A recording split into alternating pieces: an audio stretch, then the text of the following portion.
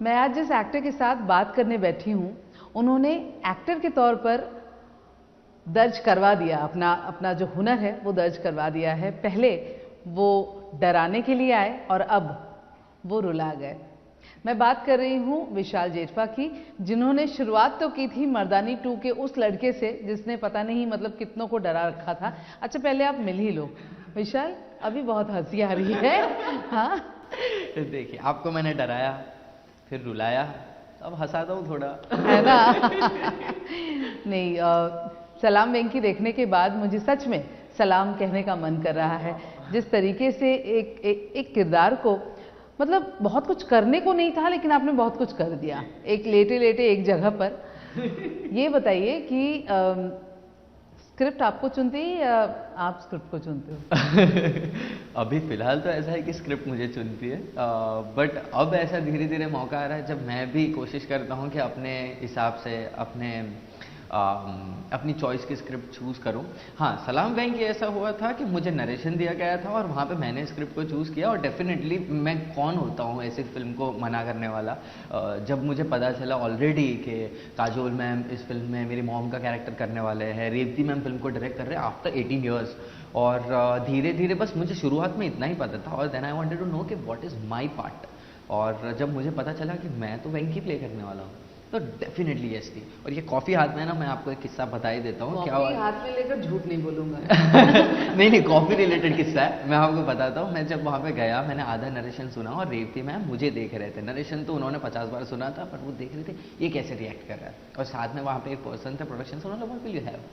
Coffee, I have cold coffee. उन्होंने कहा ठीक है। तो कॉफ़ी में पता है नाम लिखा होता है, आपका नाम, तो उन्होंने विशाल नहीं लिखा। आधे नरेशन के बाद वो इतना श्योर थे, उन्होंने लिखा वेंकी। और मैं डाउट में था, मतलब ये लोग इतना श्योर कैसे है कि मैं हाँ बोलूँगा, बट डेफिनेटली ना बोलने की कोई गुंजाइश नहीं थी। और मुझे सचमुच in between the narration only I thought that कि मुझे आगे जाके इस फिल्म का पार्ट हूँ, वैसे मुझे कहना है, मुझे प्राउडली कहना है कि I was part of this film.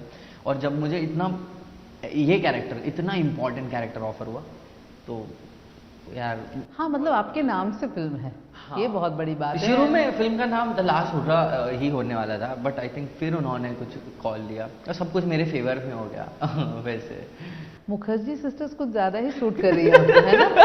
हाँ, सच बताओ। हाँ, पहले रानी फिर काजोल, मतलब कुछ कनेक्शन है। और पता है, मैंने बीच में एक एल्बम किया था, वो भी आर्को मुखर्जी के साथ। कुछ तो कनेक्शन है, और हमेशा ये मेरा कोलैबोरेशन सक्सेसफुल रहा है दोनों ही बार। मर्दानी भी लोगों को बहुत पसंद आई, दिल को छू गई, और सलाम वेंकी में भी लोग बहुत प्यार कर रहे हैं, बहुत तारीफ कर रहे हैं। तो आई थिंक ये एक लकी कुछ चीज़ है, लकी चार्म है। और यहीं पर बैठ करके हमने इंटरव्यू किया था, मैंने इंटरव्यू किया था आपका और रानी का, और उन्होंने कहा था कि ये लड़का बहुत आगे जाएगा। हाँ, ये सब कॉम्प्लीमेंट्स मेरे लिए बहुत मायने रखते हैं। और पता है आपको, यही वो रूम है जब मैं फर्स्ट टाइम मैं लाइफ में जब IRF आया था, यशराज फिल्म आया था, तो मैं इसी रूम में मिला था गोपी सर को, और मेरे मर्दानी के पूरे ऑडिशन शुरुआत के इसी रूम में हुए। तो ये जगह भी मेरे लिए बहुत सेक्रेड है, बहुत बहुत पवित्र है मेरे लिए ये जगह। बिल्कुल। अच्छा, मर्दानी एक अलग ही किरदार रहा है और वेंकी एक अलग, बिल्कुल अलग, मतलब पोल्स अपार्ट। तो मैं दोनों में जानना चाहूँगी विशाल कि कौन सी ऐसी बात है जहाँ आपको लगा कि yes you can do it? Actor को पहले पता लगता है कि मैं ये काम कर सकता हूँ। What intrigued you? मुझे पता नहीं है कि ऐसा मुझे लगता है, क्योंकि मेरा लगना ना लगना कोई मैटर ही नहीं करता सचमुच। क्योंकि मैंने जब शुरू किया, मुझे तो अपॉर्चुनिटी की तलाश थी। अगर मुझे यशराज में आप छोटे से छोटे किरदार के लिए भी आप कहते तो भी मैं हाँ कहता।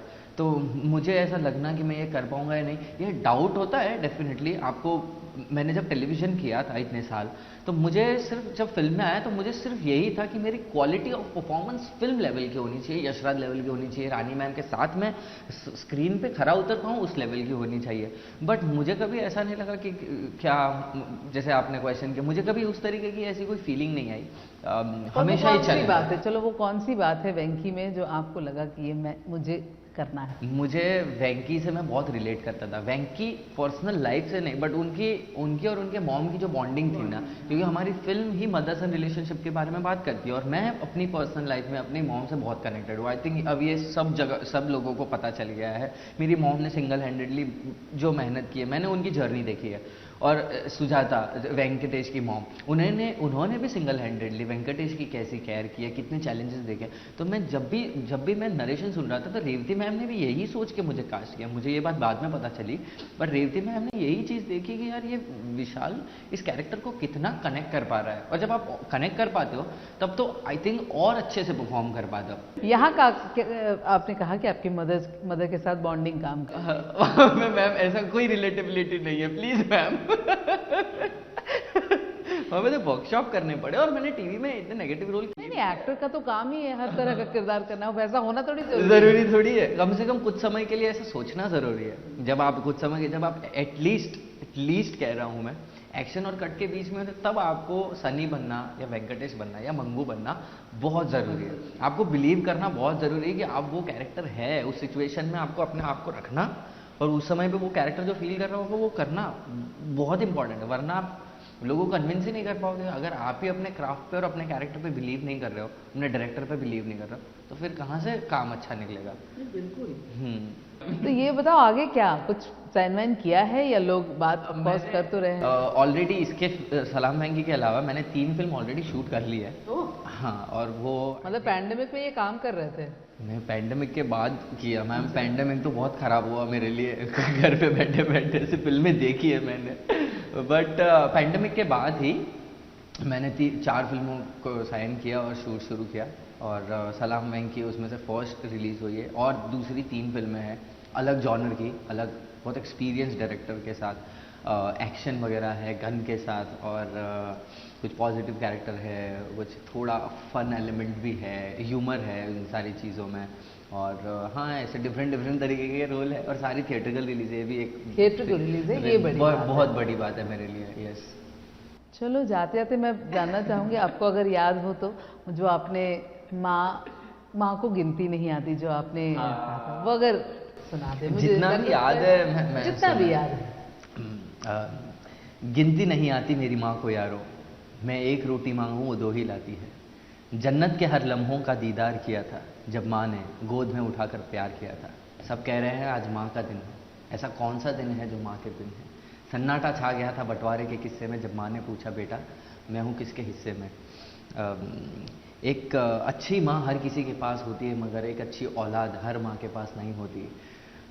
और एक बहुत बहुत खूबसूरत लाइन है, माँ से छोटा कोई शब्द हो तो बताओ, उससे बड़ा भी कोई हो तो भी बताना। मौत के लिए तो कई सारे रास्ते हैं, मगर जन्म लेने के लिए केवल माँ। क्या बात सच में, it was heart touching. And मुझे लगता है विशाल, जिस तरीके का चुनाव आप फिल्मों का कर रहे हो ना, सीरियसली बहुत अच्छी फिल्मों का चुनाव कर रहे हो, और ऐसे ही काम करते रहना, है ना, और हंसते रहना। जी थैंक यू। बहुत बहुत शुक्रिया। Thank you so much.